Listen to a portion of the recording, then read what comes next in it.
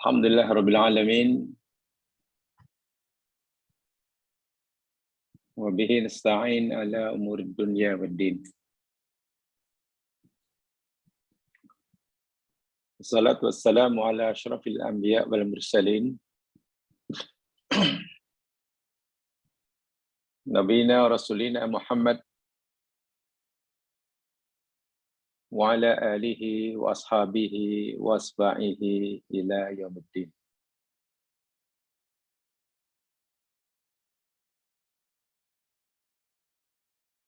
Rabbi shrah li sadri wa yassir li amri wahlul 'uqdatam min lisani yafqahu qawli.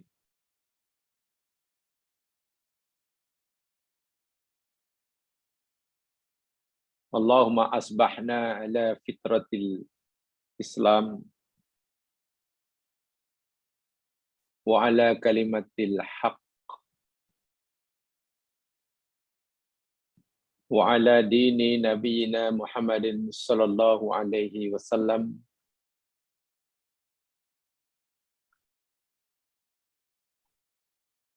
wa ala millati abina Ibrahim hanifan muslima wa ma kana minal musyrikin.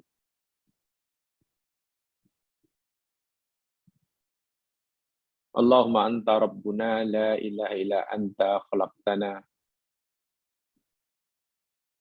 nahnu ibaduk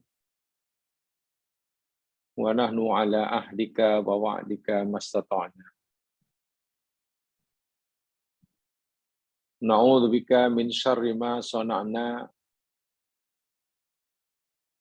Na'udzu bika min syarri ma sana'na. Na'udzu bika min syarri ma sana'na. Wa laka bi ni'matika 'alaina nabu'u bi dzunubina faghfir lana. Nabu'u bi dzunubina faghfir lana fa innahu la yaghfiru dzunuba illa anta. Allahumma ighfir lana wa tub 'alaina innaka antat tawwabur rahim. Amin ya rabbal alamin.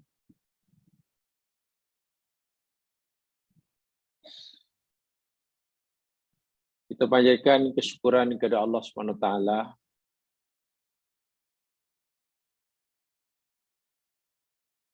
Allah telah memberikan kita nikmat ijad dengan diciptakan dan dihidupkan kita di dunia ini. Dan Allah juga telah berikan kita nikmat ibqa, nikmat berupa segala keperluan, segala sesuatu yang kita perlukan dalam kehidupan telah disediakan olehnya sepenuhnya.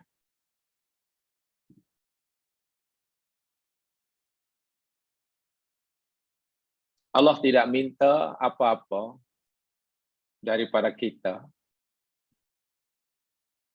dengan pelbagai jenis nikmat yang Ia berikan kepada kita, kecuali yang Allah perintahkan pada kita, ialah mensyukurinya.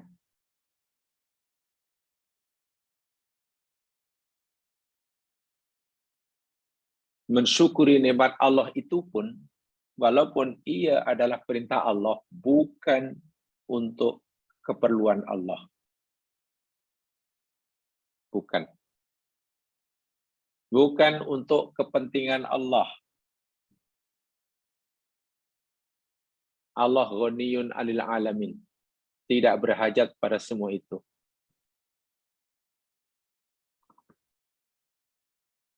Tapi suruhan Allah kepada kita akan mensyukuri segala anugerahnya 100%.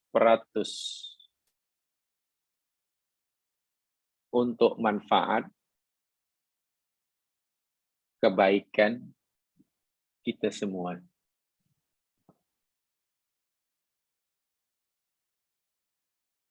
Walaupun perintah mensyukuri segala nikmat itu 100% untuk kepentingan kita, Masya Allah, Allah tidak paksa kita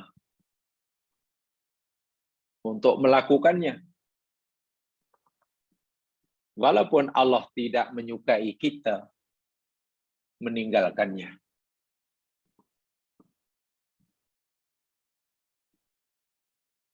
Allah beri kita pilihan. Dan Allah juga telah beritahukan kepada kita apakah akibat daripada pilihan kita. Bila kita memilih untuk mensyukuri nikmatnya, apa akibatnya? Apa balasannya? Dan bila kita memilih untuk tidak mensyukuri nikmatnya, Allah pun juga telah beritahu kita apa kesannya. Saya ulangi sekali. Allah Maha Kaya. Allah Maha Suci. Daripada mendapatkan apa-apa manfaat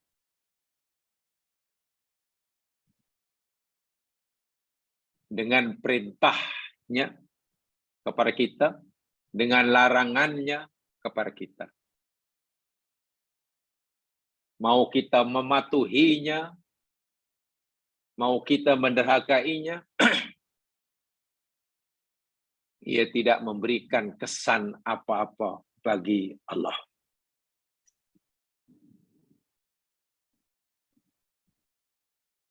Bila kita mensyukuri nikmatnya, Allah tidak bertambah mulia. Bila kita mengkufuri nikmatnya, Allah juga tidak kurang kemuliaannya. Itu yang hendaklah benar-benar diyakini oleh kita. Agar kita tidak mudah menunjukkan kebaikan kita di hadapan Allah. Agar kita tidak mudah merasa kita telah menjadi orang yang baik kepada Allah.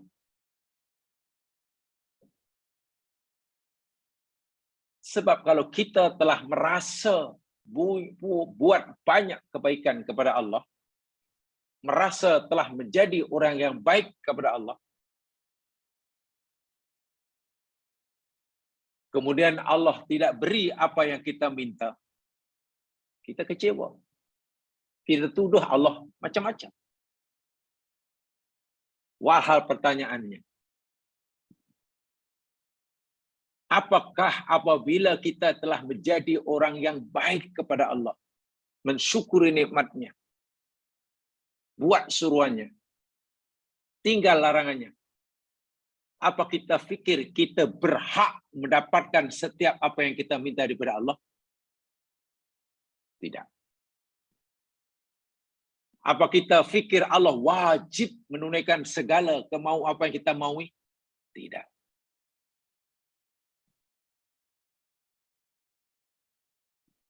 Bila Allah memberikan apa yang kita minta, selepas kita berusaha jadi hamba yang baik, itu tanda kasih sayangnya. Itu karena rahmatnya. Dan jika Allah tidak memberikan apa yang kita maukan, walaupun kita telah berusaha jadi hamba yang baik, itu tanda kebijaksanaannya. Dia maha bijaksana. Dan salah satu bentuk kebijaksanaan Allah yang Allah tunjukkan pada kita, dia tidak memberikan apa yang kita minta, walaupun kita menginginkannya, sedangkan kita dah buat baik kepadanya. Itu tanda kebijaksanaannya. Bila kita memahami Allah seperti itu, sikap kita sudah hidup. Bermakna kita telah menyucikan Allah. Kita telah mengamalkan inti daripada kalimah subhanallah yang selama kita pelajari. Dan seterusnya kita akan masuk, meningkat, menjadi hamba yang bersyukur, bermakna dapat mengamalkan, menghayati, menjadikan kalimah berikutnya alhamdulillah sebati dengan diri kita.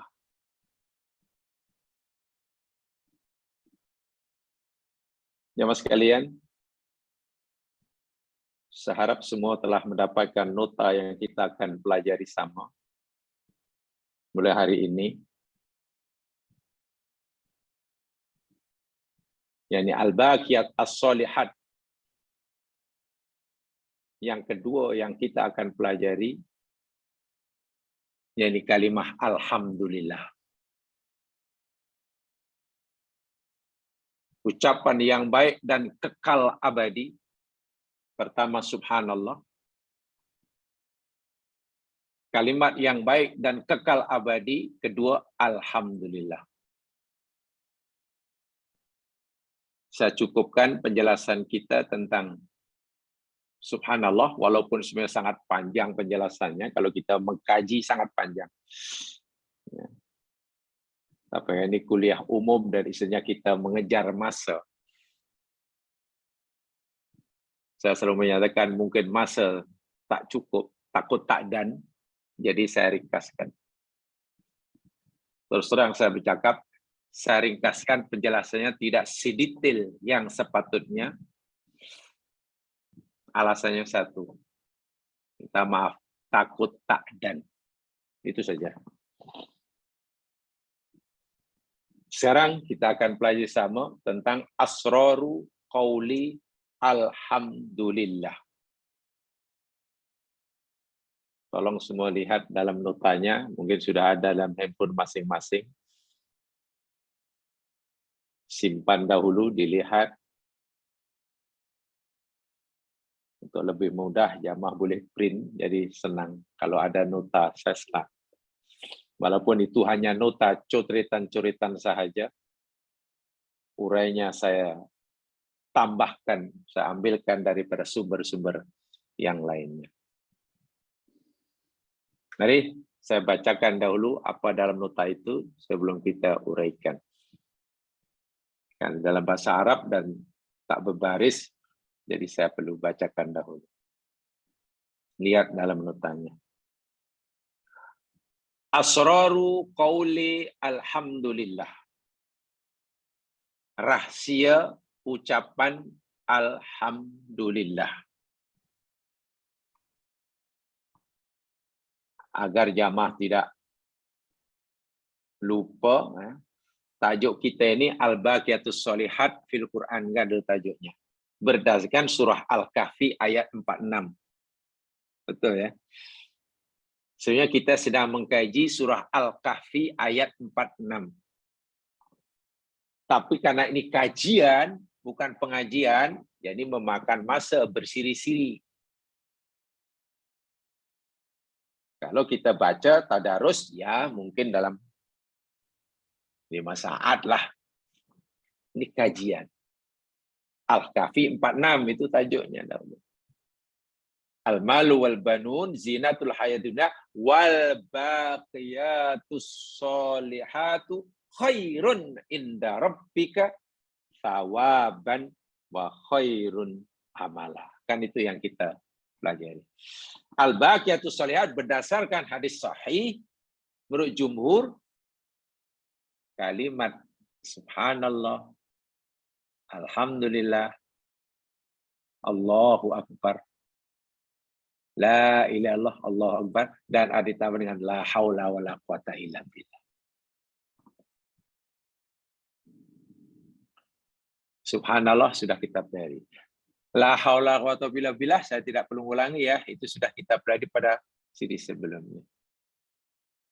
La ilaha illallah kita sudah terangkan, tapi mungkin dalam kelas lain dan yang ikut tahulah itu sebagai rasanya. Nah, sekarang kita akan pelajari yang 3 ini saja. Subhanallah, alhamdulillah, dan Allahu Akbar. Subhanallah sudah lepas, sekarang kita pelajari alhamdulillah. Rahasia kalimat alhamdulillah. Fa'awwalu ma qalahu Adamu alaihi salam. Maka apa-apa ucapan yang pertama sekali diucapkan oleh Nabi Adam. Ucapan pertama yang keluar dari mulut Nabi Adam ba'da an nufikhat fihi ruh, selepas ditiupkan ke dalam jasad Adam ruh Allah, huwa, kalimat yang mula-mula muncul keluar dari mulut Nabi Adam, yakni anqala, dia berkata alhamdulillah. Alhamdulillah. Jadi alhamdulillah itu ucapan pertama, kalimat pertama yang keluar daripada mulut manusia. Bukan bukan bukan aduhai, bukan apa kabar, bukan. Alhamdulillah. Begitu Adam dikehendaki oleh Allah hidup, ada jasad, ada jiwa. Yang keduanya kemudian berfungsi karena ada tiupan roh Allah Subhanahu wa taala. Meluncur keluar ucapan alhamdulillah. Riwayat ini dalika lima rawahu Abdul Razzaq fi musannifihi an Ubaid bin Amir. Inilah yang dirawikan oleh Abdul Razzaq dalam kitabnya Musannif daripada Ubaid bin Amir. Dzalika khairu yaumin tala'at fihi syamsu yaumal jum'ah. Dzalika, itulah sebaik-baik hari di mana matahari terbit pada hari tersebut, hari Jum'ah. Saya bacakan, ini riwayat ya, ini hadis Nabi. Ini kan bukan pada para ulama. Sebaik-baik hari di mana matahari terbit, hari Jum'ah. Mana hari Jum'ah, yakni sebaik-baik hari dari satu minggu. Fihi khuliqa Adam, pada hari Jum'ah lah Adam dicipta. Bermakna ketika Adam diciptakan oleh Allah, hari itu sudah wujud. Hari sudah wujud. Kalau kita bicara lebih jauh, alam sudah seperti ini. Bumi sudah berpusing pada paksinya 24 jam di depan matahari. Sudah ada silih pergantian malam dan siang. Sudah ada pergantian bulan dan tahun. Dengan ayat mudah, ketika Adam dicipta, bumi dan isinya sudah bersedia untuk menjadi tempat tinggal yang selesa, gitulah. Yang selesa. Dan ingat, Adam bukan makhluk hidup pertama yang Allah ciptakan di muka bumi. Bukan. Sebelum Adam sudah ada makhluk-makhluk yang lebih tua daripada kita. Wa fihi taqumus sa'ah. Bila anak Nabi memberitahu sebaik-baik hari di mana matahari terbit, yang hari Jum'ah, pada hari itu Adam dicipta, mana Nabi cerita tentang masa silam. Peristiwa sejarah silam. Hari Jum'ah Adam dicipta, itu kan silam. Kemudian Nabi cerita tentang masa hadapan. wa fihi taqumus saah. Dan pada hari Jumat jugalah kelak akan berlakunya kiamat. Tengok. Nabi memberitahu kita tentang peristiwa sejarah silam. Dan Nabi juga bercerita tentang peristiwa yang akan datang. Hari Jumat, hari berlakunya kiamat. Wa innallaha lamma khalaqa Adam, dan sesungguhnya Allah tatkala Allah telah menciptakan Adam, nafakha fihi ruha fasara fihi, lalu Allah tiupkan dalam diri Adam roh Allah Subhanahu wa taala sehingga Adam jadi hidup. Sudah menyatu dalam tubuh Adam 3 benda. Ada jasad, ada jiwa, ada nafsu, ada roh. Sudah menyatu jadi makhluk hidup yang sempurna. Fasara fihi, Adam pun berjalan dengan itu, hidup jadi kehidupan. Roh itu menjalar ke tubuh. Tsumma nafafi ukhra fastawa jalisan. Kemudian Allah tiupkan lagi sekali. Mana ada peringkat penciptaannya. Peringkat pertama dia hidup, peringkat kedua diciptakan lagi, lalu dia boleh duduk, fastawa jalisan. Sudah mampu bergerak, sudah mampu beraktiviti. Saya gunakan bahasa kekinian. Ibarat asal tak hidup, kemudian jadi hidup. Kemudian Allah teruskan proses penciptaannya, Adam sudah mampu melakukan aktiviti, sudah boleh duduk. Wa atasa fa'aqallahu ala nisanihi.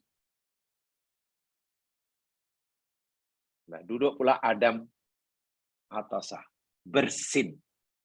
Atas sungai bersin, beracu. Fa'alqallahu ala lisanihi, lalu Allah campakkan, Allah letakkan dalam mulut lidah Adam selepas bersin. Alhamdulillah. Itu kalimat pertama yang keluar daripada lidah Adam. Alhamdulillah. Mendengar, malaikat mendengar Adam mengucap alhamdulillah, qalat malaikat rahimakallah, Allah merahmati engkau Adam. Yang sekarang jadi sunnah gitulah. Kita bersin alhamdulillah, orang dengar yarhamukallah. Hadzal hadis, hadis ini lahu syahidun marfu'un, mempunyai banyak saksi-saksi dalam riwayatnya, marfu, yang boleh disandarkan disebutkan pada Rasulullah SAW, marfu. Indat Turmuzi wal Baihaqi, daripada riwayat Abi Hurairah radhiyallahu anhu.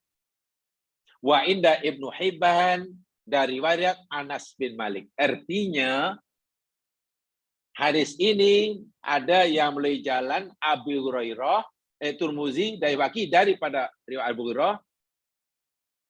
Ada yang melalui jalan Ibnu Hibban, melalui riwayat daripada Anas bin Malik. Syahidun marfu, maknanya boleh dipegangi. Okey. Dari segi kedudukan riwayat, boleh dipegangi, pegangan. Yang saya nak sampaikan, jemaah sekalian, poinnya begini. Kan kita bicara tentang alhamdulillah. Bahwasanya alhamdulillah yakni ucapan puji-pujian makhluk yang bernama manusia yang tertua di dunia. Yang tertua dalam sejarah manusia. Makhluk yang bernama manusia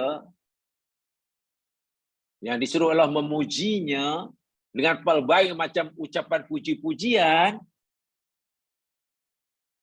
Pujian kalimat pujian pertama yang dilakukan manusia ini kalimat kalimat alhamdulillah. Dan itu dilakukan oleh Adam di surga. Okey? Itu dilakukan oleh Adam ketika di surga. Dan kalimah alhamdulillah itu jugalah, jemaah sekalian, nanti kalimat yang selalu diucapkan oleh penghuni surga daripada anak cucu Adam. Saya ulangi.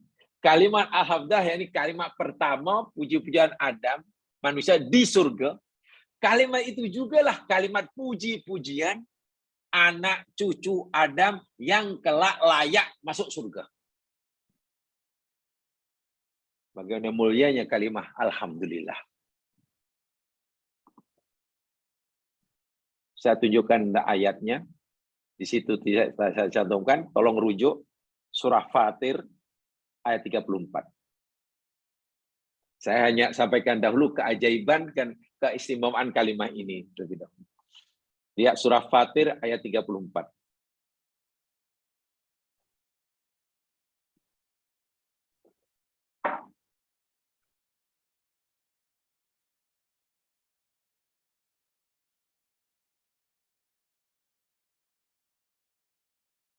Sudah? A'udzu billahi minasy syaithanir rajim. Wa qalu alhamdulillah alladzi adhhaba 'annal hazan. Inna rabbana laghafurun syakur.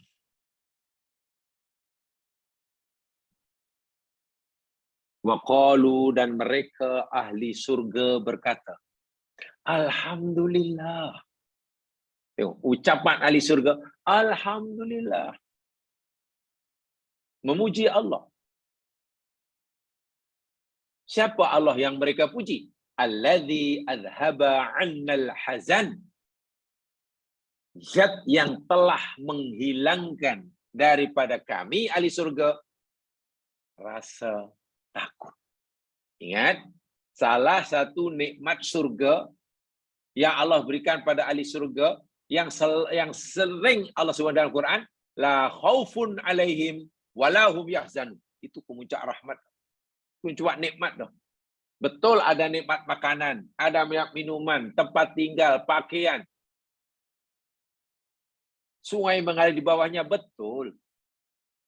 Quran ini sebut ada pasangan hidup, betul. Tapi namanya nikmat zahiriyah. Ada yang lebih tinggi daripada nikmat zahiriyah, namanya nikmat batiniyah. Apa nikmat batiniyah? Allah bebaskan ahli surga daripada rasa takut dan sedih. Di dunia pun ya Mas Kran, walaupun makan cukup, tempat tinggal mewah, kendaraan banyak, tapi kalau orang itu ditimpa kesedihan, hidupnya sedih dan takut, mana nikmatnya? Mana seronoknya duduk di rumah yang serba mewah jika hatinya dilanda kesedihan, diliputi dengan ketakutan? Tak ada. Sebaliknya, mungkin walaupun tu tinggal di rumah yang tak seberapa cantik, nampaknya hanya kais pagi makan pagi, yang dimakan mungkin hanya ya nasi dengan ikan masin. Tapi bila hati orang itu bebas daripada rasa khawatir, bebas dari rasa takut, bebas dari sedih, bahagia itu orang. Yaitu pujian ahli surga pada nikmat Allah. Ya Allah, segala puji bagimu ya Allah. Engkau zat yang berhak dipuji dan kami wajib memuji karena engkau telah menghilangkan kesedihan dari kami. Inna rabbana laghafurun syakur. Tuhanku ini Maha Pengampun. Hari itu kami salah, kami diberi peluang untuk minta ampun. Hari itu kami berdosa, dia tidak terus menyiksa kami. Sebelumnya kami diberi ruang untuk minta maaf dan dia maafkan. Betul-betullah dia ghafur. Selepas kami minta ampun atas segala kesalahan, bukan setakat dia mengampunkan dosa kami. Kita pula diberi pahala karena kami mohon ampun. Karena dia itu syakur. Mari kita kenali Allah seperti ini. Kesimpulan awal. Kalimah alhamdulillah, kalimah pertama yang muncul daripada mulut manusia bernama Adam di surga. Kalimah alhamdulillah itu jugalah kalimah yang akan selalu diucapkan, dikumandangkan, didengungkan oleh anak cucu Adam yang layak menjadi ahli surga. Ya. Alhamdulillah, alhamdulillah. Itu satu keistimewaan dia. Ayat yang lain, coba lihat surah Yunus ayat 10. Surah Yunus ayat 10.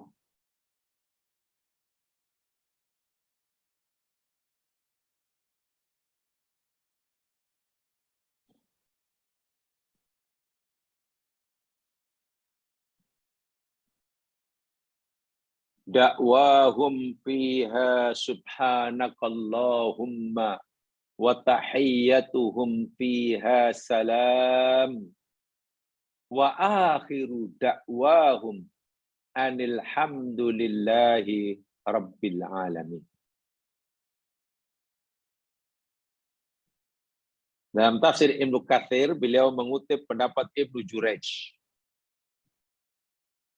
Firman Allah yang berbunyi dakwahum fiha subhanakallahumma. Kata Ibnu Jurayj, maksud setiap kali ahli surga ini melihat sesuatu yang ia inginkan. Setiap kali ahli surga melihat sesuatu yang ia inginkan, mendengar sesuatu yang ingin mendengarkan, apa yang dia dengarlah, yang dia suka, dia suka. Dia hanya kata subhanakallahumma. Hanya itu saja. Dengan mengucapkan subhanakallahumma, fayatihimul malaika bima yasnuna. Malaikat datang, pelayan-pelayan surga datang dengan segera. Membawa apa yang dia maukan tadi. Itu di surga. Setiap kali terlintas hati, terfikir, dalam hati, nakkan sesuatu, nak itu, nak apa saja. Apa saja. Dia hanya perlu kata, subhanakallahumma. Lalu malaikat pelayan surga semua datang. Yang jumlahnya tidak sedikit. Dalam satu riwayat, daripada Imam Muqatil bin Hayyan, 10.000 malaikat yang ditugaskan melayan orang itu. Membawa, mendatangkan apa yang dia inginkan tadi. Tanpa susah payah. Wa tahiyyatuhum fiha salam. Malaikat yang datang itu memberi salam pada mereka. Dan mereka pun jawab salam. Assalamualaikum. Waalaikumsalam. Assalamualaikum. Tidak ada ucapan apa khabar. Sihat ke tidak? Tak ada. Tidak ada ucapan salam tahiyat greeting di surga selain assalamualaikum. Suatu budayakan salam ini pada ini. Dalam Quran kalau saya tidak salah ada 12 kalau tidak salah. Mungkin suatu hari kita akan pelajari. Assalamualaikum bukan ucapan biasa. Siapa yang membudakan salam di dunia, nanti dia akan mendapatkan salam daripada Allah. Dalam Quran ada 12 peringkat kalau tidak salah. Assalamualaikum. Mana salam? Itu pengajaran sangat dalam sekali. Malaikat bisa, dia jawab Waalaikumsalam. Wa akhiru da'wahum anil hamdulillahi rabbil alamin. Dan apabila ahli surga telah mendapatkan apa yang mereka maukan, dilayan oleh malaikat, telah makan apa yang mereka mau makan, apa salah? Lalu mereka kata, alhamdulillahi rabbil alamin. Alhamdulillahi rabbil alamin. Hanya subhanakallahumma, alhamdulillah. Dalam bahasa mudahnya hanya di surga ini hanya subhanallah, Alhamdulillah. Bunyinya pelik kan? Katanya surga ini nikmat yang besar, tempat nikmat. Segala-gala yang apa dikehendaki, yang dimaukan dipenuhi. Tetapi hakikat nikmat yang paling besar ya mas kalian, memanglah di surga. Tapi kalau kita ingin mendapatkan bayang-bayang surga, bayang-bayang surga, seakan kita hidup sudah dalam surga, dan kita boleh ciptakan surga di dunia. Kita boleh menciptakan surga di dunia ini. Bagaimana caranya?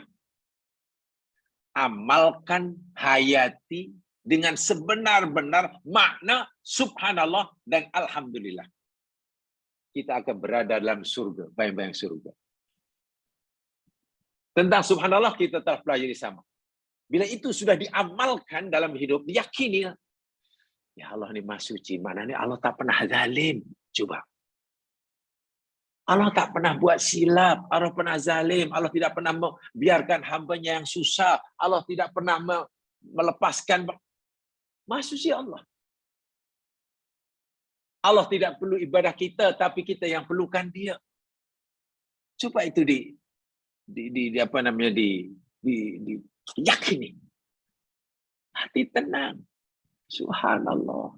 Suci Allah. Habis macam mana Allah ambil apa yang kita sukai, kita tidak merasa dizalimi oleh Allah. Karena Allah Maha Suci daripada kezaliman. Hati kan jadi tenang. Walaupun kita kehilangan barang, walaupun kita kehilangan anak yang kita sayangi. Karena kita tidak merasai dizalimi Allah, karena Allah tidak mungkin berlaku zalim. Subhanallah. Dengan subhanallah kita menafikan Allah melakukan kezaliman, kita meyakini Allah sentiasa yang adil. Orang yang sentiasa merasa diperlakukan secara adil oleh Allah, hatinya tenang, bahagia. Itu kebahagiaan yang paling hakiki itu. Belum lagi alhamdulillah. Boleh tidur, alhamdulillah. Besar sungguh nikmat Allah. Saya boleh tidur. Kawan itu hartanya berbilion, tapi sudah 4 bulan tak boleh tidur. Bingung dia. Boleh jaga, alhamdulillah. Makan sesuap nasi, alhamdulillah. Boleh mengunyah, alhamdulillah. Boleh telan, alhamdulillah. Boleh minum. Coba kalau semua itu, apa yang kita lakukan? Alhamdulillah. Hati jadi lapang. Percayalah. Percayalah. Alhamdulillah itu kunci kebahagiaan. Bahkan nikmat tertinggi daripada Allah Subhanahu Wa Taala. Yaitu ahli surga, bagi menjahirkan kebahagiaannya yang sebenar, ucapan mereka, subhanallah, alhamdulillah. Bukankah dua kalimah ini bila dihayati, orang tidak berfikir macam-macam, tidak sedih, tidak menuduh macam-macam, tidak suudzon, tidak. Yang ada hanya lapang. Sentiasa merasa dijaga oleh Allah, disayang oleh Allah. Dan kasih Allah bukan sedikit. Ini tidak. Baca alhamdulillah, tunggu sendawa dahulu. Macam mana nak bahagia hidup? Makan sudah kenyang, selagi tak sendawa, tak alhamdulillah. Ya, susah nak bahagia. Wah, boleh mengantuk, alhamdulillah. Boleh berdiri, alhamdulillah. Boleh duduk, alhamdulillah. Dapat mengingati apa yang telah berlaku, alhamdulillah. Masih sedar yang kita ini punya nama, alhamdulillah. Itu nikmat belaka tu. Kita ada memori, masih kita ingat, oh itu anak saya, oh itu keluarga saya, oh itu rumah saya. Alhamdulillah. Coba kalau itu memori itu Allah ambil. Kadang nikmat yang terlalu banyak dan terang di hadapan kita, Karena kita tidak merasai itu nikmat Allah, puji-pujian kita kepadanya kurang. Orang mungkin hanya melihat nikmat itu apa yang dia inginkan. Yang dia tidak inginkan karena sudah dapat, tak dianggap nikmat. Yaitu bila mendapatkan ingin sesuatu dan dapat, alhamdulillah dapat. Wah, sudah banyak yang dia dapat. Jangan mengaitkan alhamdulillah dengan nikmat tertentu. Hidup ini pun nikmat. Saya boleh bercakap, saya boleh berkedip mata, saya boleh bertangan. Itu semua nikmat. Alhamdulillah, hati lapang. Karena lagi sekali kita merasa sentiasa dijaga oleh Allah 24 jam sehari semalam. Itu ucapan di surga. Subhanallah, alhamdulillah. Dan itu kemuncak, itu ekspresi daripada kemuncak kenikmatan rohani yang mereka dapati. Belum lagi dari segi nikmat luaran surga memanglah. Nikmat zahiriyah, tak ada tolak bandingannya. Di dunia pun, kalau kita sudah mampu membudayakan lidah kita mengeluarkan subhanallah dan alhamdulillah sebagai ekspresi kebahagiaan rohani kita, itu surga dunia yang sebenarnya, itu bayang-bayang surga. Walaupun mungkin hanya kais pagi makan pagi, kais petang makan petang. Mungkin kita heran bila tengok orang yang susah, begitu masih alhamdulillah, masih happy, senang. Sedang orang yang kaya raya hidupnya gelisah.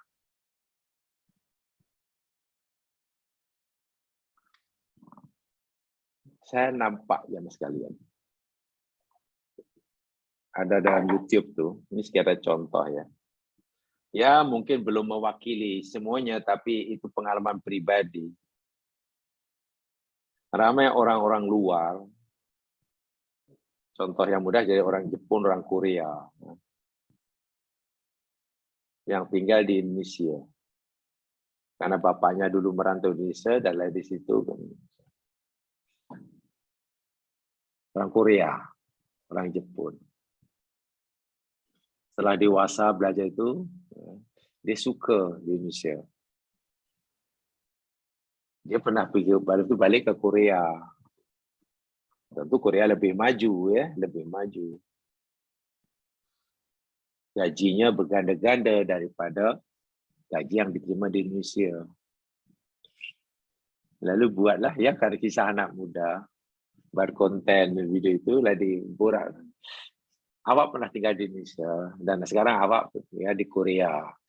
Gaji awak ya bergandalah, ada 3 kali ganda, 3 ganda baru gaji awak di Indonesia. Sekarang mana yang menurut awak lebih bahagia, mana di Korea atau di Jawaban budak ini? Ini bukan seorang, banyak budak Korea. Dikata terus terang saya jujurnya, saya sebenarnya lebih bahagia di Indonesia. Bukan di Indonesia selalu lebih mewah, bukan. Sebab ukuran bahagia itu lain orang Korea dengan orang Indonesia kan. Dia bukan dia non-Muslim ya. Ukuran bahagia di Korea itu daripada segi material. Selagi belum mendapatkan material seperti yang dia inginkan, dia belum bahagia. Terus mencari-cari. Selagi masih dalam proses pencarian, dia tidak akan merasakan bahagia.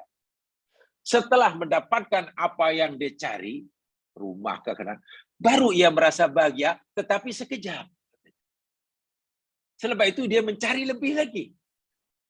Jadi mereka menikmati kebahagiaan jauh, sekejap, sebentar, sedikit daripada proses mencarinya. Jadi bagi saya itu bukan kebahagiaan. Banyak orang yang stres. Karena bagi dia selagi belum mencapai cita-cita dia tak bahagia. Selepas mencapai mendapat itu ini, dia baru merasa bahagia, tapi sekejap. Sebab itu dia ingin mencari lebih. Tapi masa saya di Indonesia, walaupun tidak, dan saya tengok kawan-kawan di Indonesia, ini sebetulnya tidak sesenang kita. Tapi kenapa mereka hidup kita penuh dengan ceria, happy. Rupanya setiap saat itu disyukuri. Kalau dalam bahasa Islam, jadi Dia sentiasa pandai mensyukuri nikmat. Sehat disyukuri, alhamdulillah. Jadi dia sentiasa ceria. Dalam proses mencari sesuatu itu pun dia sudah bahagia. Apalagi sudah apabila mendapatkannya. Pokok pangkalnya akhirnya dia menemukan Islam. Salah seorang daripada akhirnya ingin tahu kenapa. Orang itu walaupun tidak seberapa banyak nikmat zahir yang dia terima, kerja susah, tapi kenapa hidupnya ceria, gembira, boleh rukun, boleh main-main. Walaupun mungkin berpermainannya ya ala kadar orang susah. Belajar Islam lalu meluk agama Islam. Islam memberikan arti kebahagiaan rohani yang sebenar dengan cara membudayakan, menghayati makna alhamdulillah. Ingat, ahli surga itu orang paling bahagia. Tidak ada orang lebih bahagia pada ahli surga. Zahiriah, batiniah. Dan bagi menzahirkan kebahagiaan yang hakiki, untuk menzahirkan, dia mengucapkan subhanallah, alhamdulillah. Itu keajaiban alhamdulillah. Ucapan pertama yang diucapkan oleh Adam ketika di surga, dan alhamdulillah juga merupakan ucapan yang akan selalu diucapkan oleh Bani Adam yang nanti layak masuk surga. Ya layak masuk surga. Terutama. Jadi, ucapan paling kuno dan paling lama, paling panjang umurnya. Kekal abadi. Kan di surga kekal. Dua patah kata ini. Itu poin yang pertama. Paragraf berikutnya. Alhamdulillah ta'ni as-sana 'alallahi. Alhamdulillah itu yakni ialah satu ucapan puji-pujian as-sana 'alallah ke atas Allah. Likamali sifatihi, kerana kesempurnaan sifat-sifatnya, wa uluwi sa'nihi, dan ketinggian keadaannya, subhanahu wa ta'ala. Allah itu sangat tinggi kedudukannya dan sangat sempurna sifatnya. Maka ia berhak dipuji. Kerana kemuliaan sempurnaan sifatnya dan ketinggian makamnya. Wahia tu'baru an syukrillahi ala ni'matihi. Dan kalimah la alhamdulillah itu juga yakni sebagai ibarat takbir, ungkapan akan mensyukuri nikmat Allah Subhanahu wa ta'ala. Syukur kepada Allah atas segala nikmatnya. Bermakna alhamdulillah itu kita tujukan pada karena dua perkara. Satu, alhamdulillah segala puji Allah karena Allah itu sempurna sifatnya, tinggi makomnya. Yang kedua, alhamdulillah kita ucapkan atas segala kurnianya yang dia berikan pada kita. Segala kurnia yang dia berikan kepada kita. Jadi dua tujuannya. Bermakna, jika sekiranya Allah tidak berikan pada kita apa yang kita harapkan, itu pun kita masih wajib mengucapkan alhamdulillah kerana kesempurnaan sifatnya. Allah itu maha sempurna sifatnya. Maha tinggi kedudukannya, makamnya. Maka ia wajib kita puji. Dia berhak kita puji. Walaupun mungkin ia tidak memberikan nikmatnya kepada kita sesuai dengan permintaan kita.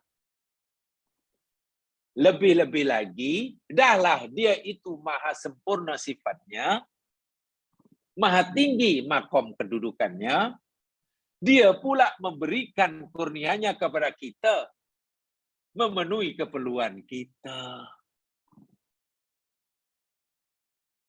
Kalau kita, saya nak bagi satu contoh ya mas kami ya.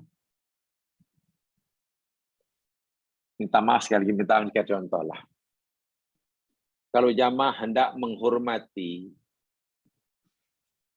disuruh berucap di hadapan katalah yang Dewan Agung lah, yang sedang menyantuni rakyatnya, memberikan bantuan, memberikan sediaan, sanggup turun padang istilahnya. Dan kita ingin menzahirkan sifat mulia, budi pekerti yang luhur daripada yang Dewan Agung. Bila kita disuruh menyampaikan ucapan, agak berapa lembar ucapan puji-pujian kita kepada kebaikan diri Tuanku.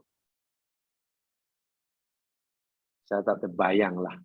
Itu pun kita susun mungkin berhari-hari. Untuk yang Tuhan Tuanku panjang lebar.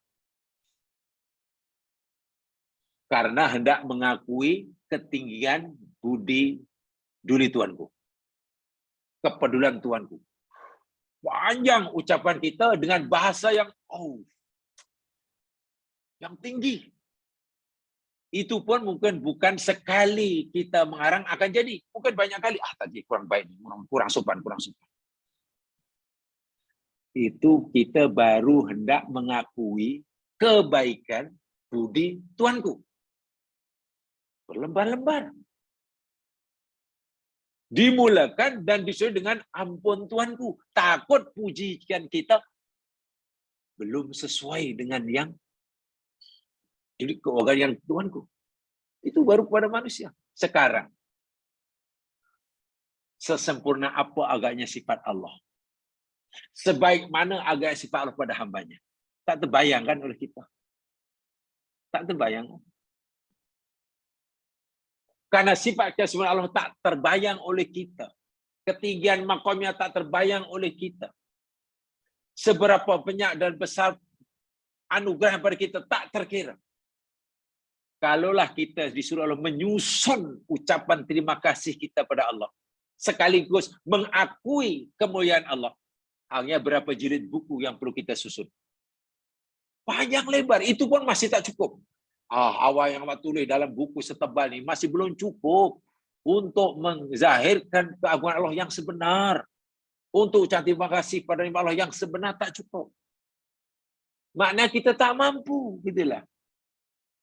Kalau Allah serahkan pada kita untuk memuji Allah dengan segala nikmatnya, dengan kesempurnaan sifatnya, kita tak mampu. Tapi Allah Maha Pengasih, Maha Penyayang. Salah satu daripada tanda kasih sayang Allah kepada kita ketika Dia menyuruh kita memujinya, dan Allah tahu kita tak mampu nak mengungkapkan dengan bahasa mana mungkin berjilid-jilid, Allah bagi tahu, begini ajalah hambaku. Aku tahu kamu tak mampu hendak menyusun kata untuk mengungkapkan terima kasihmu kepada aku. Apalagi mengakui kesempurnaan aku. Karena tak terbayang kesempurnaan aku di hadapan kamu. Tak terhitung nikmatku pada kamu. Kalau kamu nak susun sendiri, umur kamu tak cukup untuk menyusun teks. Tapi sebagai tanda kasih sayang aku kepada kamu, cukuplah kamu ucapkan Alhamdulillah. Tengok.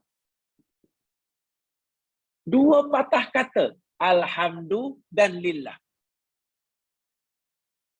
Jadi ucapan Alhamdulillah, ajar Allah itu sendiri merupakan nikmat. Nikmat kerana jika Allah tak bagi tahu kita bagaimana cara kita mengucapkan terima kasih kita, mengakui kesempurnaan nikmatnya, kita tak tahu. Allah hanya suruh kita, Alhamdulillah, cukup. Jadi ucapan Alhamdulillah itu pun dah nikmat Allah bagi kita. Tapi kadang-kadang untuk manusia tak cukup. Kita susah, orang tolong macam-macam, kita saya ucapkan Alhamdulillah kepada Tuhan yang telah memberikan. Takkan Alhamdulillah aja. Ucaplah terima kasih banyak-banyak. Takkan Alhamdulillah aja, tengok. Wahai pemberian manusia, betul manusia sedikit sekali. Berbanding pada Allah pada kita. Allah yang punya tak terkira itu pun, Allah hanya suruh kita mengungkapkan rasulnya, Alhamdulillah. Tapi kena faham. Untuk kepada kita, jenuh. Kalau kita ucap terima kasih pada orang berbaik pada kita, jenuh. Berlembar-lembar kita nyusun. Itu pun kadang ada yang masih komplain, ya apa pula ucapan tak cukup dah. Kenapa hanya dicukup disebut 2 orang aja? Walha yang bantu tu anaknya pun kenapa anak tak disebut? Maunya disebut semua. Siapa yang terlibat? Ya umur kita tak cukup lah. Masya Allah. Jadi soalannya, alhamdulillah ini kita ucapkan pertama, ia merupakan bentuk pengakuan kita terhadap kesempurnaan sifat-sifatnya, Asmaul Husna, ketinggian makom dan kedudukannya di hadapan hambanya. Dan yang kedua, untuk menzahirkan syukur kita atas segala anugerah yang diberikan pada kita, yang semuanya adalah keperluan kita. Hanya perlu mengucapkan 2 patah kata. Alhamdulillah.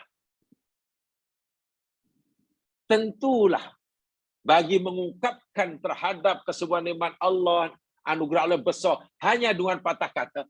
Tentu 2 patah kata ini mempunyai rahsia yang luar biasa.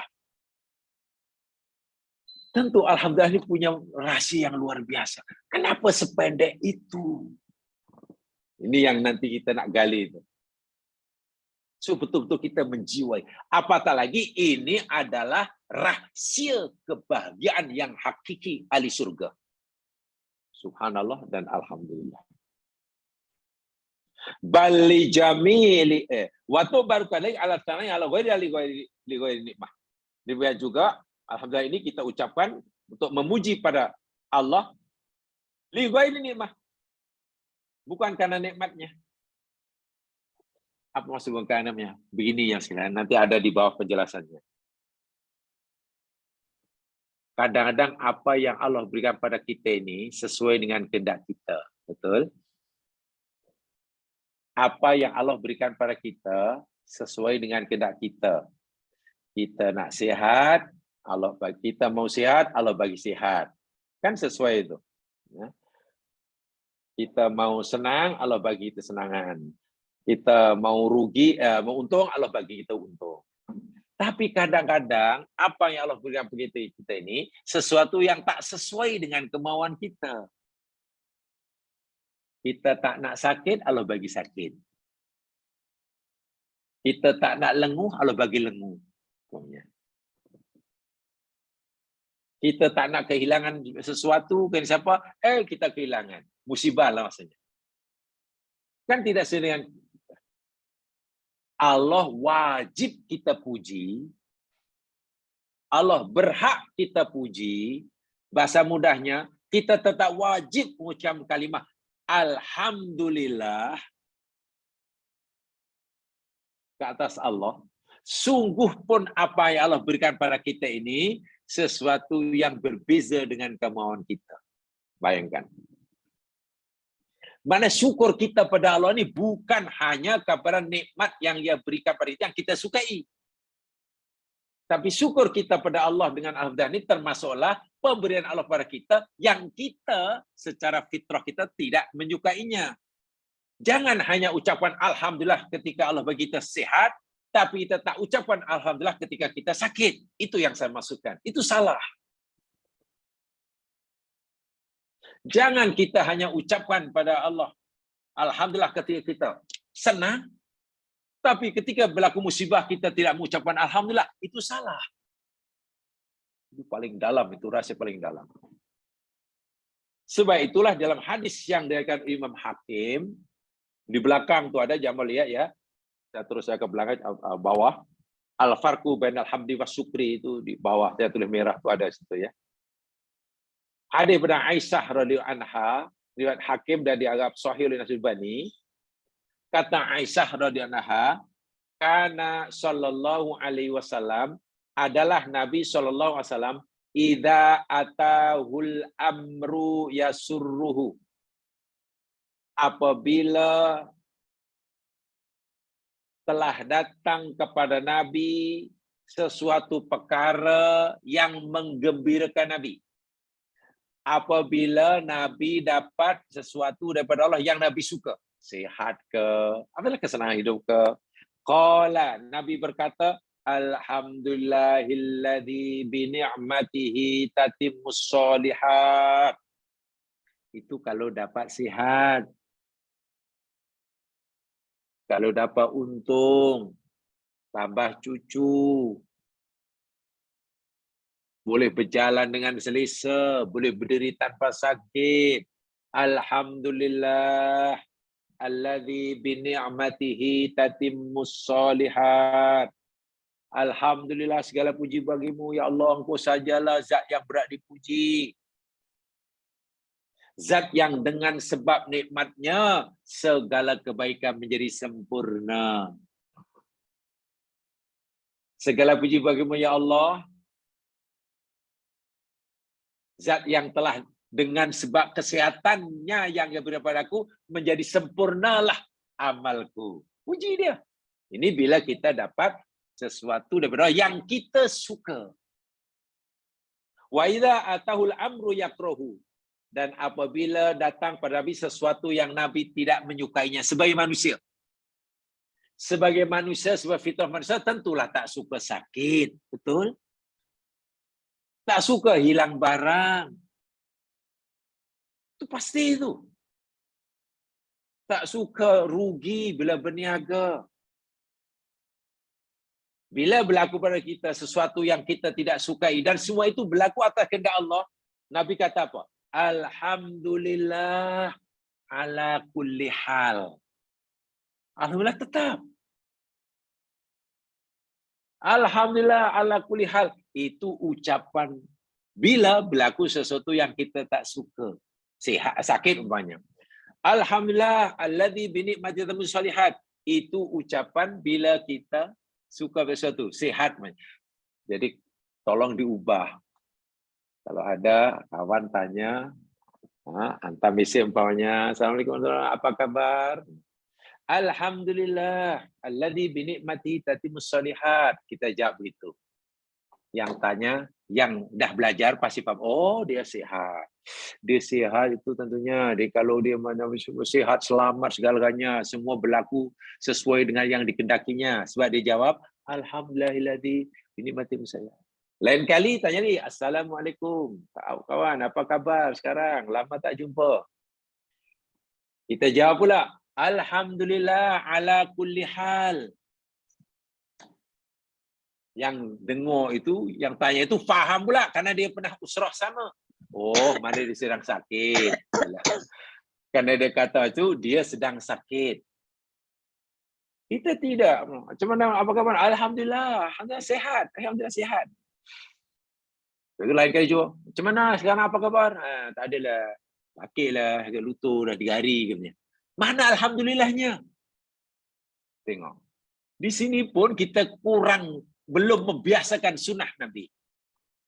Kita hanya beralhamdulillah bila sehat. Bila sakit tak cakap alhamdulillah. Nabi kata, bila anda sehat, ucapkan alhamdulillah alladzi bi ni'mati tatimmus sholihat. Bila anda sedang sakit ditanya, apa khabar sekarang? Alhamdulillah ala kulli hal. Indah tak indah? Bahagia kita. Bayangkan, masa sakit pun asyik, alhamdulillah. Akhirnya kita tak tuduh macam-macam kepada Allah. Tidak seudon pada hati pasti bahagia. Hilang barang pun, alhamdulillah ala kulli hal. Tolong diubah sebelum terlambat. Apa ni sekarang apa ni?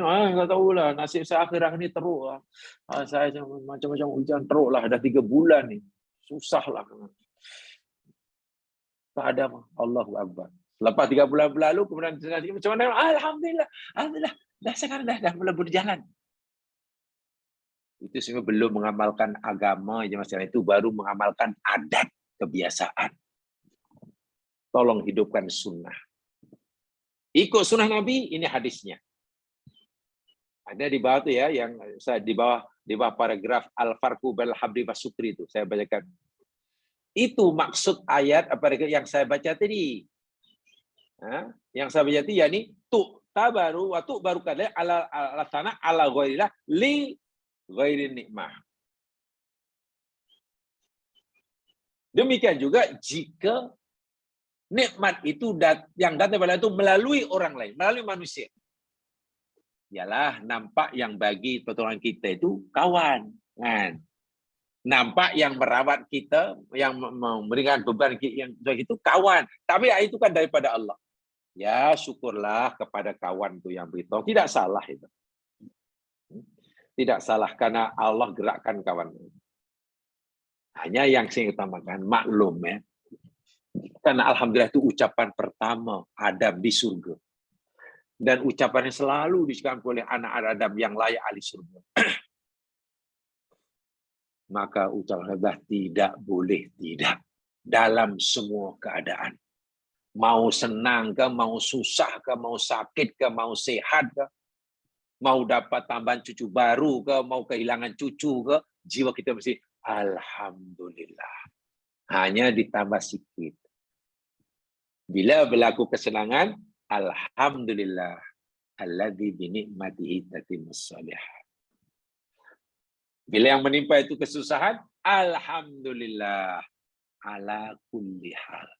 Lapang hatinya. Kalau ada sifat nak mengeluh tak sabar, tiba-tiba jadi diredam jadi Allahu Akbar. Baiknya lah Allah kepada saya. Baiklah. Orang saya husnudzan pada Allah, ini orang yang bahagia. Salah satu wasiat Nabi kepada sahabatnya yang hendak meninggal dunia, adalah orang yang sentiasa husnudzan pada Allah. Salah satu wasiat terakhir Nabi sebelum baginda wafat, yakni agar umatnya sentiasa berhusnudzan kepada Allah dan jangan sekali-kali suudzon. Walaupun Allah sedang memberikan bermacam-macam ujian yang kita tak suka, kita tidak boleh suudzon. Kita hendaklah berhusnudzon. Dan untuk memudahkan kita sentiasa berhusnudzon, budayakan alhamdulillah. Walaupun ditambah dengan ala kulli hal. Alhamdulillah. Itu lapang. Pasti kita boleh senyum lah. Kita tidak hanya mampu ceria masa sehat, tapi kita juga mampu ceria masa kita susah. Faham ya? Boleh difahami sampai situ ya? Karena apa jamaah sekalian? Fayahmadullahu ala azamatihi kama yahmadu ala ihsani wa ikramihi. Semua makhluk ciptaan Allah itu memuji keagungan Allah dan memuji kedermawanan Allah. Ini dia. Surah Rum ayat 18. Walul hamdu fis samawati wal ard wa asyiyan wa hina tusirun. Dan bagi Allah lah segala puji-pujian di langit dan di bumi waktu petang dan ketika mereka berqailulah tengah hari. Tengah hari. Saya beri kesempatan. Jamaah sekalian mau bertanyakan sesuatu berkaitan yang kita bicarakan pagi hari ini atau mungkin menambahkan apa komentar, saya persilakan. Sebebas-bebasnya. Terus terang jamaah sekalian yang kita play ini kaitannya dengan ihsan. Hati itu mau betul. Itu saya. Niat saya daripada awal itu, hati mau betul, itu saja. Bahasa Al-Quran, doa kita, Rabbana ufir lana wa li ikhwan ladina sabaquna bil wa la taj'al fi qulubina ghillan. Jangan ada ghil. Qalbun salim. Qalbun salim. Baik. Mungkin saya yang akan bertanya, saya persilakan. Ya. Assalamualaikum Ustaz. Saya nak tahu makna dalam bahasa Melayu dalam kedua-dua keadaan, suka dengan sedih. Alhamdulillah ala kulli hal tu. Kulli hal tu. Saya tak berapa tahu makna dia. Hadisnya sudah dilihat tadi. Tolong dia hadisnya. Ada? Saya terjemahkan hadisnya. Puan dapat nota? Dapat. Tapi okey, tengok bahagian bawah tu. Ada paragraf yang saya tulis merah. Al-farqu bainal habdi wa syukri. Tak ada keluar merah lah. Saya keluar color hitam saja. Okey, kalau tidak, ada tak itu al-farqu bainal hamdi wa syukri di bawah tajuk itu. Bawah. Ya. Ya, okey. Di bawah itu ada apa namanya? Tulisan kan alhamdu wa syukru yastarikani wa yaftariqani. Ada ya? Ya. Anda umayyah talifana fi dafi wa sabab. Fasabul hamdi yakunu mutlaqan sawaun akana fi quwwatin nima au ghayriha. Itu ini hadis ini. Wa an Aisyah. Ada ya? Daripada Aisyah Ummul Mukminin radhiyallahu anha qalat. Beliau berkata, "Kana Nabi sallallahu alaihi wasallam, ala Nabi sallallahu alaihi wasallam idza atahul amru yasurruhu, apabila Nabi mendapatkan sesuatu yang membuat Nabi gembira, senang, ya contoh kita nikmat, anak, kejayaan hidup, kesehatan, atau untung, macam-macam lah. Qala, Nabi kata, alhamdulillahilladzi bi nikmatihi tatimmus sholihat. Itu hendaklah kita baca bila kita dapat kesenangan. Terjemahannya, alhamdulillah, alhamdulillah segala puji Allah. Alladzi, zat yang binikmatihi, dengan sebab nikmatnya, tatimmus sholihat, menjadi sempurnalah segala kebaikan. Kita puji Allah. Solat jadi sempurna, yang dulu asalnya duduk sekarang sudah boleh berdiri. Dahulu rukuk tak boleh, sekarang dah bengkok, dah elok. Sempurna kan? Dahulu nak tolong orang tak mampu karena tak punya duit. Sekarang Allah bagi duit, akhirnya perintah sedekah mampu kita jalankan. Dengan sebab nikmat Allah, segala kebaikan dapat kita jayakan. Puji Allah. Sekarang, wa idza ataul amru yakrahu, dan apabila Nabi mendapatkan perkara yang Nabi tak suka, sebagai manusia biasa, tak suka sakit, tak suka hilang barang, musibah lah. Qala, Nabi berkata, alhamdulillah ala kulli hal. Segala puji bagi Allah, ala kulli hal itu atas semua keadaan. Atas segala keadaan. Mau senang ke, mau susah ke, mau apa, Allah hendaklah sentiasa dipuji. Keadaan kita sekarang sedang susah. Apakah hanya karena keadaan kita yang susah membuat kita tak lagi memuji Allah? Tak boleh. Allah itu hendaklah selalu kita puji dalam semua keadaan kita. Mau sakit, mau senang, mau duduk, mau berdiri. Itu masalah. Ala kulli hal. Pagi, petang, siang, malam, dan seterusnya. Dan seterusnya. Baik, itu dia. Okay, terima kasih Ustaz. Okay. Yang lain ada?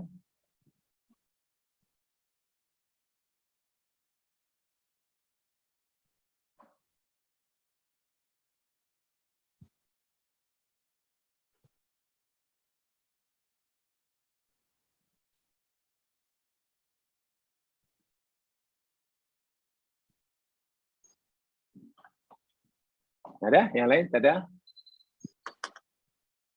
Tak ada. Baik, kalau tak ada, saya teruskan bacaannya. Qala Syekhul Islami Ibnu Taimiyah. Berikutnya itu ya. Qala Syekhul Islami Ibnu Taimiyah. Berkatalah Syekhul Islam Imam Ibnu Taimiyah. Walhamdu naw'ani. Puji-pujian itu ada dua macam.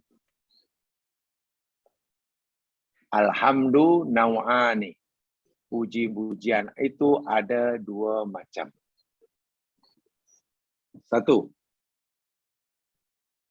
Hamdun ala ihsanihi ila ibadihi. Puji-pujian ke atas ihsan Allah kepada hambanya. Puji Allah kerana Allah telah ihsan pada kita, telah menghidupkan kita, memberi kita makan, minum, tempat tinggal, udara, oksigen, bumi dan isinya, hujan dengan laut dan hutannya. Maka kita puji Allah kerana ihsannya. Dan memuji Allah kerana ihsan Allah pada kita, wa huwa minas syukri. Itu termasuk syukur. Itu tadi awal saya katakan. Kita nak makan, ada makanan pada alhamdulillah. Makanan masuk mulut, kita dapat mengunyahnya kerana ada gigi. Alhamdulillah. Sampai kita kunyah, Allah izinkan kita menelannya. Alhamdulillah. Sebab kita dapat menelannya pula daripada lapar, sekarang kenyang. Alhamdulillah. Apa saja. Apa saja yang kita rasakan, itu adalah nikmat datang pada Allah. Dan memang semua daripada Allah ya. Kita tak mampu nak menafikannya. Kalau kita boleh menafikannya, Allah cabar kita. Fabi ayyi ala rabbikuma tukadziban. Kalau kamu tidak mau mengakui ada nikmat yang kamu nikmati hidup ini bukan daripada aku, kata Allah, tolong tunjukkan. Tolong sebut satu saja dalam hidup ini yang kamu nikmati yang datangnya bukan daripada aku, kata Allah. Allah cabar. Fabi ayyi ala rabbikuma. Maknanya apa siapa kita? Alhamdulillah. Itu namanya syukur. Yang pertama. Yang kedua, hamdun lima yastahiquhu huwa binafsihi min nu'uti kamalihi. Puji-pujian kepada Allah kerana dia berhak. Karena Allah berhak dengan sendirinya untuk dipuji. Allah berhak atas pujian itu. Dia berhak min nu'uti kamalihi. Daripada sifat kesempurnaannya. Tadi saya sebut. Karena dia maha sempurna sifatnya. Maha tinggi kedudukannya. Karena kesempurnaan sifatnya, ketinggian makomnya. Lalu kita puji. Wahadal hamdu liyakunu illa ala ma huwa fi nafsi mustahqul hamdi. Dan pujian semacam ini tidak mungkin berlaku kecuali ke atas Allah Subhanahu wa taala saja. Karena dia saja yang maha sempurna. Sifatnya yang maha tinggi. Manusia tidak berhak, pujian yang kedua ini tak berhak. Jadi kalau kita puji manusia mengakui kebaikannya, boleh. Tapi kalau kita memuji manusia kerana dia itu kesempurnaan sifatnya, tak mungkin. Karena yang sempurna sifatnya hanya Allah. Yang tinggi makamnya hanya Allah. So, manusia bagi kita mungkin hanya boleh memberikan yang pertama itu, namanya syukur. Sesuai dengan hadis Nabi, malam yaskurin nas, lam yaskurillah. Siapa yang tidak mau berterima kasih pada manusia, mana tidak mau bersyukur pada Allah. Itu boleh. Jadi kita syukur pada manusia, kita masih itu hanya syukur karena orang itu dijadikan wasilah oleh Allah untuk menyampaikan nikmat Allah kepada kita. Itu saja. Nikmat yang benar yang diberikan oleh orang itu, pertolongan yang orang itu berikan pada kita, sebenarnya daripada Allah. Tapi Allah tidak terus memberikannya pada kita seperti oksigen. Sebenarnya Allah berikan pada kita melalui dokter kalau itu kesembuhan namanya. Makanan, jelas-jelas orang melalui orang-orang pada kita. Disyukur kita kepada itu karena orang itu dipilih oleh Allah sebagai wasilah. Hakikatnya, hakikat yang dia berikan seperti kesembuhan dari dokter, makanan daripada orang lain, bukan milik dia. Pemiliknya tetap Allah. Itulah. Jadi bertuah orang itu karena dipilih oleh Allah sebagai wasilah. Tapi untuk yang kedua hanya kepada Allah. Dan kepada Allah ada dua sekali. Allah berhak dipuji karena dia punya kesempurnaan sifatnya, karena kesempurnaan sifatnya dan karena ketinggian makomnya. Yang keduanya, Allah berhak dipuji karena Allah ihsannya, karena ihsannya kepada kita. Sekarang pertanyaannya, bila kita sudah paham makna hamdu itu seperti itu, ada tak dalam hidup ini ruang, kesempatan, atau masa walaupun sesaat yang kita tidak perlu memuji Allah? Tidak ada kan? Jika makna hamdun itu seperti ada dua itu. Kita puji Allah karena sifat kesempurnaannya. Kita puji Allah karena ihsannya pada kita. Pertanyaannya, kalau itu adakah ruang bagi kita walaupun sesaat yang kita tidak perlu memuji Allah? Tak ada. Ini bermakna memuji Allah itu yakni ibadah yang tak kenal tempat dan tak kira masa. Faham? Sholat ada masa, ada tempat. Puasa ada masa. Itu besok start wajib. Bulan aja. Lepas itu tak wajib lagi. Kalau nak puasa, sila. Kalau puasa pun tak apa. Tapi memuji Allah ni tak kenal masa, tak kenal tempat. Bahkan kewajipan puasa yang insya Allah mula besok, itu ada salah satu contoh. Alhamdulillah kita kepada Allah Subhanahu wa taala. Saya ulangi. Puasa Ramadan yang semua orang menyambutnya digembira, itu salah satu contoh, bukan satu-satunya. Salah satu contoh Allah mengajar kita bagaimana kita hendak menzahirkan, mengamalkan alhamdulillah yang sebenar-benarnya. Itu bagi saya rugi atau kurang untung. Kita boleh meraihkan, bahkan disuruh meraihkan Ramadan, merasa bertuah. Allah hidupkan hingga bulan Ramadan. Boleh. Bagus. Wah, alhamdulillah saya bersama itu, kita besok kita kena punya waktu Allah, kena punya waktu. Sila. Tahu ini kita sila. Dan merasa bertuah, alhamdulillah. Tapi jangan sampai ada ibadah yang tak kenal masa, tak kenal tempat, malah kita abaikan. Apa itu? Mengekspresikan alhamdulillah. Itu ibadah sepanjang tahun, ya Mas sekalian. Tapi itulah kita maklum, kadang-kadang kita ini manusia ini jamaah sekalian, kalau ibadah itu jarang-jarang, biasanya akan diperlakukan istimewa. Tapi kalau ibadah itu yang dah selalu, menjadi kurang istimewa. Biasanya itu dari segi perasaan ya. Contoh, sholat 5 waktu dengan haji, agak mana yang lebih mustahab? Sholat 5 waktu kan? Ya, sholat 5 waktu wajib bagi semua orang, kaya atau miskin. Haji hanya wajib bagi yang mampu. Yang tak mampu tak wajib. Itu pun sekali seumur hidup. Betul. Sekali seumur hidup. Nanti di surga, saya yakin yang di surga nanti, ya ini ada orang yang dahulu di dunia tak pernah pergi haji. Betul tak? Nanti di surga, saya yakin ada penghuni surga yang dahulu di dunia tak pernah pergi haji. Karena memang tak wajib. Orang miskin apa?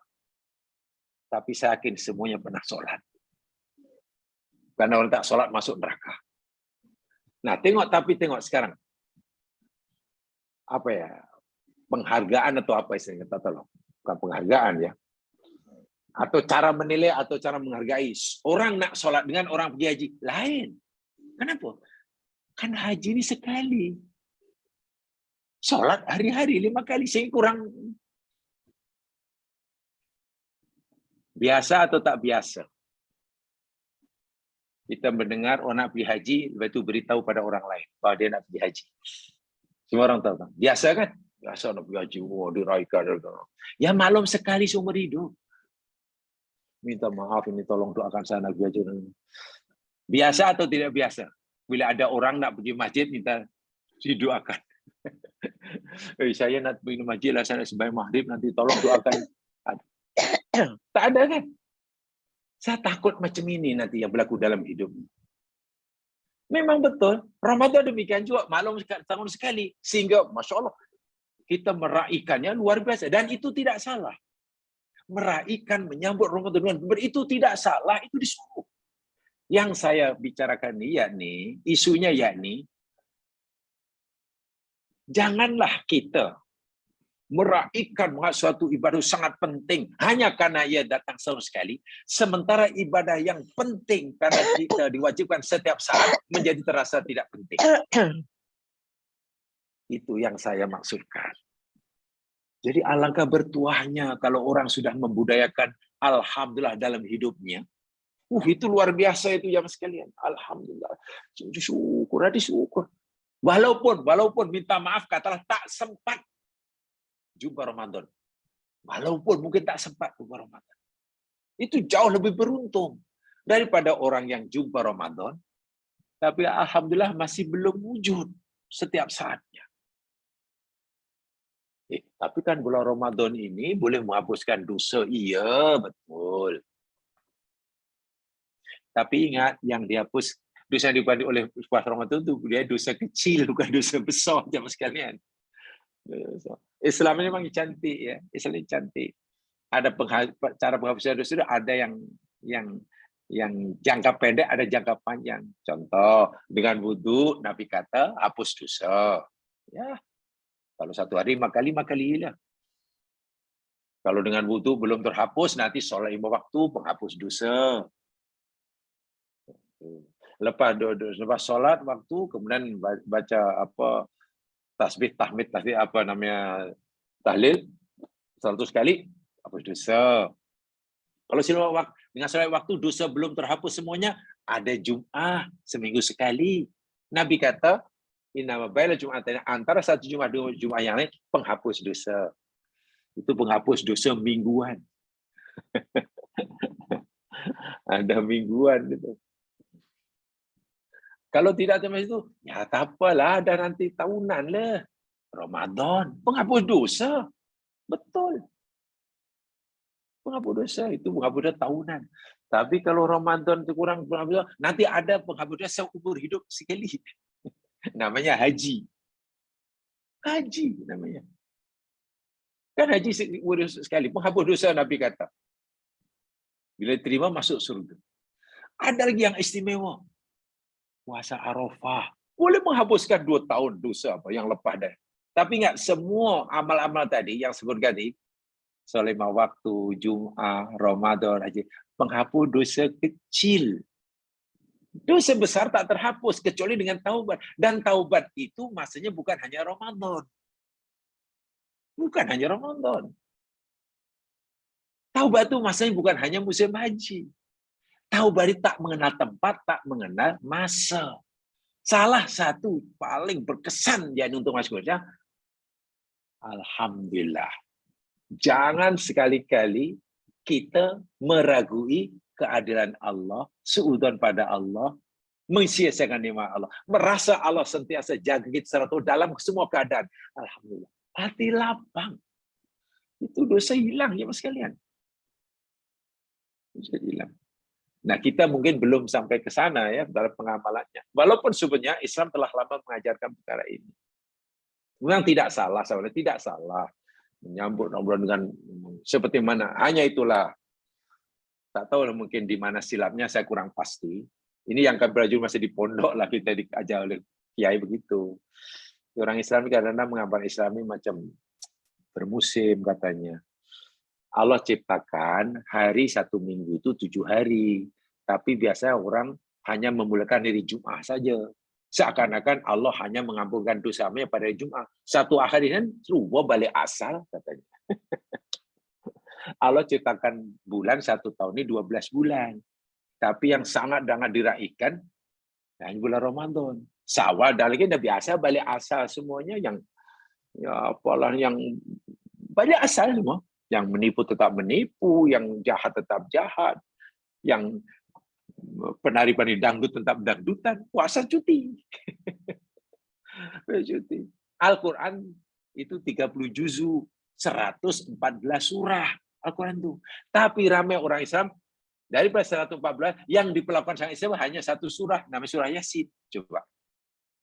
Amal-amal ini yang sebenarnya ingin perlu diubah. Kenapa Al-Quran tidak diperlakukan semuanya sama 114 surah? Kenapa hanya Yasin yang lusuh? Kenapa orang bersedekah hanya hari Jumat? Sehingga di masjid penuh dengan pisang. Kenapa hari Jumat tidak ada? Inilah yang, kenapa yang penuh jamaah di masjid hanya bulan Ramadan? Kemana hari-harinya? Inilah yang sebenarnya pengamalan yang belum menepati zaman Nabi. Betul, pada zaman Nabi Ramadan meriah, tapi selain Ramadan sudah meriah. Contoh Aisyah beritahu kita, Nabi ini seorang yang sangat dermawan. Ya. Kemuncak kedermawan Nabi pada bulan Ramadan. Apa maknanya? Nabi ini sudah sedia ada dari awalnya dermawan. Lalu memuncaknya pada bulan Ramadan. Setiap kali malam jumpa Jibril. Bukan maknanya Nabi ini orang yang kedekut, tapi bulan Ramadan jadi dermawan. Itu bukan sunnah Nabi. Sahabat Nabi ini orang yang kuat ibadah. Qiyamul Lail itu udah biasa bagi mereka. Dan kemuncak kesungguhan mereka pada bulan Ramadan. Jadi bulan Ramadan mereka bukan baru rajin Qiyamul Lail pada bulan Ramadan. Mereka bukan baru rajin baca Quran pada bulan Ramadan. Mereka ini sudah biasa dengan Al-Quran. Hanya pada bulan Ramadan ditingkatkan. Umat Nabi sekarang kan belum begitu. Kan mungkin baru semangat Qur'annya, semangatnya baru. Selainnya tak. Nah itu yang saya maksudkan tadi. Pemahaman agama seperti ini masih kurang tepat. Saya tak kata salah 100%, kurang tepat. Apatah lagi kalau kita bicara ihsan atau qalbun salim lebih mendalam, wah kita merasa banyak salah ya. Bulan Ramadan ini bulan yang mengajar kita ikhlas ya, Mas. Dari sekian banyak ibadah, yang paling ketara sekali mengajarkan kita bersikap ikhlas itu yakni puasa. Puasa itu betul-betul mengajar kita ikhlas. Dalam ayat puasa kan, ya tidak amanu, kutiba siyam, ta'alakum tatakun kan. Iman itu hati. Puasa itu pun hati. Orang tak tahu yang kita puasa atau tidak. Takun, takwa itu hati. Itu kemuncak puasa, ajaran utama yakni ikhlas. Tapi minta maaf sekali minta maaf. Bulan puasa yang para orang salafus soleh dahulu berusaha untuk menyembunyikan amalan seboleh-bolehnya. Umat akhir zaman, justru bulan Ramadan itu macam orang berlomba-lomba menampakkan amalannya. Ini yang kurang baiknya. Justru kita ini disuruh menyembunyikan amalan, bukan malah menzahirkan. Tapi akhir-akhir ini sudah begitu. Memang tidak mudah. Melihat Islam akhirnya kita jadi bingung. Patutlah Nabi bersabda, Islam itu datang dahulu asing, dan nanti kembali kepada asing. Mula-mula aneh, nanti suatu hari akan kembali aneh kalau kembali kepada Islam. Bahkan saya sering, dalam grup saya pernah, ya kita masuk grup, karena ada orang. Kadang saya pelik. Chatting dalam grup lalu antara, selamat bertahajud, diantar pukul 3 pagi. Pengantar ini jawabnya macam mana coba? Kalau apa yang dimaksudkan oleh yang mengantar ucapan selamat bertahajud, diantar pukul 3 pagi dalam grup. Tujuannya nak mengajak orang sholat. Kalau mengajak orang sholat itu jangan pukul 3 pagi sebelumnya. Dan kenapa? Atau nak memberitahu pada yang lain yang dia sembahyang tahajud. Kalau tujuannya nak memberitahu yang dia tahajud, itu namanya sum'ah. Kalau tujuannya beri orang lain yang dia sedang tahajud, sedang dia tidak bertahajud, itu lagi dosa. Jadi coba apa tuh? Dan itu sering sekali. Pukul 3 pagi bagi salam dalam grup selamat. Apa terima tahajud? Apa kemenangan? Tolong dijaga itu. Ya inilah perlunya qalbun salim ya Mas. Qalbun salim itu penting. Hati itu penting sekali. Segala-galanya nanti hati yang akan dipertanyakan oleh Allah. Karena di sanalah arahan itu datang. Diterima atau tidaknya amalan luaran nanti. Pertama sekali yang dipertanggungjawabkan apa yang ada dalam hatinya. Itu bagi saya, Ramadan memang perlu diraihkan. Tapi ingat, Ramadan mengajar kita keikhlasan. Yaitu berusahalah dalam jari menghadiri Ramadan, berusaha untuk ikhlas, berusaha untuk sedaya upaya menyembunyikan amalan. Kalau sedekah pun seboleh-bolehnya jangan sampai diusahakan, jangan sampai orang tahu yang kita sedekah. Kalau boleh. Bukan malah menunjukkan, bukan. Itu kontras dengan tujuan puasa. Jadi ya ibadah yang senyap-senyap lah sebetulnya. Ramadan lebih mengajak kita untuk ibadah senyap-senyap. Macam puasa, relax. Jangan kita puasa lalu tunjukkan yang kita letih.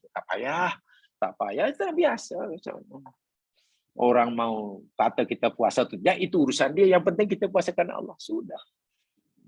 Jangan malah yang jangan apa mantunya pun, yalah malam tadi saya bertahajud lambat. Tak perlu. Siang-siang dapat mengantuk. Kawan tanya, ya tak malu lah malam tadi tak malam saya tahajud, saya lambat itu siang sedikit.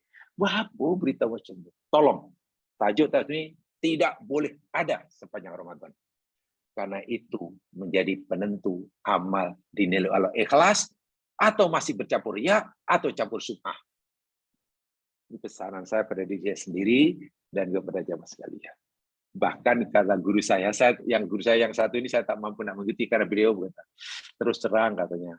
Jadi orang mukhlis itu sebenarnya orang berusaha untuk menyembunyikan amalnya, untuk tidak diketahui amal ibadah berita diketahui orang. Bahkan orang yang betul ikhlas kepada Allah dikata, dia lebih suka dikata tak beramal daripada diketahui amalnya. Pelik tak pelik? Orang yang betul ikhlas itu lebih suka orang lain kata dia tak beribadah, tak qiyamul lail daripada diketahui qiyamul lailnya. Lebih baik dikata kamu tak beramal, lebih aman, lebih selamat. Karena dia itu dia boleh mengikhlas, tak kisah apa kata orang. Karena orang lain sudah yakin orang itu tak qiyamul lail. Kata dia lebih baik, lebih baik. Karena kita senang menjaga niat. Sebab kalau diketahui kan nanti lagi susah. Maksudnya kalau kita bicara lebih dalam dari kajian Wiqayatul Insan Jin wa Syaitan, setan lebih suka. Setan lebih mudah menggoda manusia untuk tidak ikhlas bila si manusia tadi tahu amalnya diketahui oleh orang lain. Setan lebih mudah menggodanya untuk tidak ikhlas daripada menggoda orang untuk tidak ikhlas di mana orang itu tidak diketahui amalnya oleh orang lain. Orang yang ibadahnya tidak diketahui orang lain, setan agak bingung nak menggodanya untuk tidak ikhlas. Tapi pada orang yang tahu amalnya diketahui oleh orang lain, atau bahkan memberitahu, lebih senang. Itu kalau kita bicara lebih kepada qalbun salim, yang sian ini bukan kaitan dengan fiqh ya. Qalbun salim. So, mudah-mudahan kita dibantu oleh Allah, jadi kefahaman yang tepat dan beramal dengan tepat. Nabi yang dimaafkan. Subhanakallahumma bihamdika asyhadu an la ilaha illa anta astaghfiruka wa atubu ilaik. A'udzu syaitonir wal asynal insana fi khus. Alladziina aamanu wa shalihat tawassaw bil haqq wa tawassaw bis sabr. Assalamualaikum warahmatullahi wabarakatuh.